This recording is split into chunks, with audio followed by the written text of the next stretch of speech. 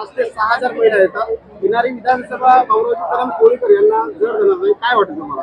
बाबुरावजी कदम साहेब हे जिंकून आलेले आहेत. हे आजच्या महिलांच्या गर्दीनं आणि महिलांनी आपल्या आशीर्वादातूनच जाहीर केलेलं आहे. कारण बघा भाऊ, राजकारण हे जनतेच्या पाठिंब्यावर होत असतं आणि जेव्हा एखादी महिला खंबीरपणानं भावाच्या पाठीशी उभी राहते ना, तेव्हा त्या माणसाला हरवण्याचं सामर्थ्य कोणामध्येही नसतं. आज एखाद्या छोट्याशा मनाठासारख्या ठिकाणी 5-5, 6-6 हजार महिला जमतायत. सकाळी 10 वाजल्यापासून ते आज दुपारचे 2 वाजतायत, 2:30 वाजतायत, तरी सुद्धा त्या महिला थांबलेल्या आहेत. हे फक्त आणि फक्त बाबुरावजी कदम साहेबांच्या आणि मुख्यमंत्री एकनाथजी शिंदे साहेबांच्या नेतृत्वावरचा विश्वास आहे.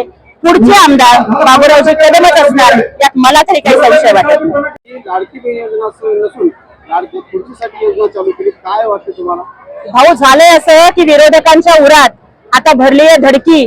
कारण मी मुख्यमंत्र्यांची बहीण लाडकी, विरोधक घाबरलेले आहेत. त्या विरोधकांनी मला सांगावं, जेव्हा एसटी मध्ये अर्ध तिकीट माफ केलं तेव्हा कुठली खुर्ची, कुठली होती निवडणूक? कुठलीही निवडणूक नसताना महिलांना एसटी मध्ये अर्ध तिकीट केलं आणि त्यामुळे नुकसानीत असलेली एसटी सुद्धा परत नफ्यामध्ये आली. जेव्हा लेक लाडकी लखपती योजना सुरू केली आणि स्त्री भ्रूण हत्या थांबवण्यासाठी प्रत्येक जन्माला आलेल्या मुलीला 1,01,000 रुपयाची योजना जाहीर केली, तेव्हा कुठलीही निवडणूक नव्हती. अरे, योजना करण्यासाठी ना मनगटामध्ये धमक असावी लागते आणि काळजामध्ये गोरगरिबांच्यासाठी प्रेम आणि दया असावी लागते, जी आमचे मुख्यमंत्री एकनाथजी शिंदे साहेबांच्याकडे. हे बाकीचे फक्त फेसबुक लाईव्ह करत खोके आणि कंटेनर जमा करण्यातच त्यांचं आयुष्य जाणार. त्यांनी आमच्यावरती बोलू नये. तहसील कार्यालयावर मोर्चा काढतात, काय वाटतं एखाद्या आमदारांची कामगिरी जर दमदार असली असती तर आज त्यांना मोर्चा काढायची वेळ आली नसती.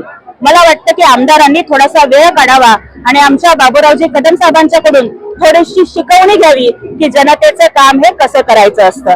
पराभवानं सुद्धा खचून न जाता दुसऱ्याच दिवशी कामाला लागणार आहे. आमचे बाबुरावजी कदम कोळीकरांसारखे नेते हे सच्चे शिवसैनिक आहेत आणि फक्त नशिबानं आणि कुठेतरी मटका बसावा आणि लॉटरी लागावी अशा पद्धतीने ते आमदार झाले. जाऊ दे, विचारांचे जास्त दिवस राहिलेले नाहीयेत. जेवढे उरलेले थोडे दिवस आहेत तेवढे सुख समाधान नांदू द्या. त्याच्यानंतर मात्र इथे भगवाच फडकणार ही काळ्या दगडावरची मुख्यमंत्री माझी बहीण लाडकी योजनेअंतर्गत सन्मान सोहळा ठेवला, महिलांना साडी वाटपाचा कार्यक्रम ठेवला. आज अक्षरशः महिलांची गर्दी होती, काय भावना आहे, काय सांगा? खरं तर तुम्ही बघताय की मुख्यमंत्री लाडकी बहीण योजना ही ब्लॉकबस्टर हिट ठरलेली आहे. या योजनेमुळे महाराष्ट्रातल्या प्रत्येक बहिणीला प्रचंड आनंद झालेला आहे. माननीय बाबुरावजी कदम साहेब यांच्या पुढाकारातून आणि मुख्यमंत्री एकनाथजी शिंदे साहेबांच्या मार्गदर्शनाखाली आज नांदेडमधील हिमायतनगर आणि इथल्या मराठा येथील महिलांना साडीचोळी देऊन त्यांचा सन्मान होतो. तुम्ही बघा की एका बाजूला माननीय एकनाथजी शिंदे साहेब असतील, आमचे बाबुरावजी कदम असतील, आम्ही महायुती असू, महिलांचा सन्मान करतोय, तर दुसऱ्या बाजूला लाडकी बहीण योजनेमुळे पायाखालची वाळू सरकलेले विरोधक महिलांचा अपमान करतायत. हे सावत्र भाऊ ही योजना बंद पाडण्यासाठी कोर्टामध्ये गेले. हे सावत्र भाऊ या योजनेला भीक म्हणाले. पण मला त्यांना प्रश्न विचारायचा आहे की तुमची सख्खी बहीण जेव्हा तुमच्या मनगटावर राखी बांधते आणि तुम्ही तिला ओवाळणी देता, त्याला तुम्ही भीक म्हणाल का? उदयजी, रश्मी वहिनी आमच्या 1.5 लाखाची साडी नेसतात म्हणून तुम्हाला 1,500ची किंमत कळत नसेल, पण जिच्या घरचं राशन 1,500 मध्ये येतं ना, त्या बहिणीला 1,500ची किंमत माहितीये.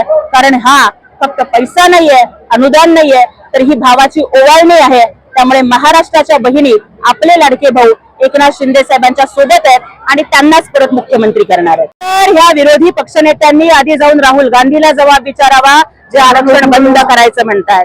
विरोधी पक्षनेत्यांना इतका पोटसूळ उठलाय की ते लाडक्या बहिणींची योजना बंद व्हावी असं म्हणतायत.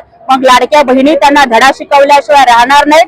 आमचे मुख्यमंत्री एकनाथजी शिंदे साहेब यांनी तर जाहीर केलंय की जर परत महायुतीचं सरकार आलं तर या 1,500चे आम्ही 3,000 केल्याशिवाय राहणार नाही. कारण यत्र नार्यस्तु पूज्यन्ते रमन्ते तत्र देवता ही भारताची संस्कृती आहे आणि आम्हाला भारतरत्न डॉक्टर बाबासाहेब आंबेडकरांनी सुद्धा शिकवलंय की ज्या देशात महिलांचा विकास होतो तोच देश विकसित होतो. आणि या ठिकाणी उपस्थित सर्व पत्रकार बांधव, या महाराष्ट्राच्या इतिहासामध्ये माननीय मुख्यमंत्री एकनाथराव अजितदादा पवार व यांच्या माध्यमातून संबंध महाराष्ट्रामध्ये आमदारांनी तहसील कार्यालयावर मोर्चा काढावा, एखादी लक्षवेधी घेतली पाहिजे होती, अशी सामान्य जनतेतून मागणी होती. एखाद्या आमदाराने तहसील कार्यालयावर मोर्चा काढावा, काय वाटते आपल्याला? अतिशय चुकीचं आहे. महाराष्ट्राचे मुख्यमंत्री एकनाथभाई शिंदे, मदत व पुनर्वसन मंत्री अनिल बायदास हे सुद्धा नांदेडला येऊन गेले आणि त्यांनी तत्काळ सरसगट सर्वे करण्याचे 100% आदेश दिले. एवढा असून सुद्धा म्हणजे त्यांना आता काय म्हणावं, माझ्याकडे शब्द नाहीत. परंतु मोर्चा काढतात म्हणजे ज्यावेळेस मुख्यमंत्री सरसगट घ्या म्हणतात, ज्यांचं नदीपात्रात बुडालं 100% लोक झालं त्याचं 100% घ्या आणि बाकीच्या 70 ते 80% घ्या, असे मुख्यमंत्र्यांच्या सूचना असून सुद्धा काही वेडे लोक मोर्चा काढतात.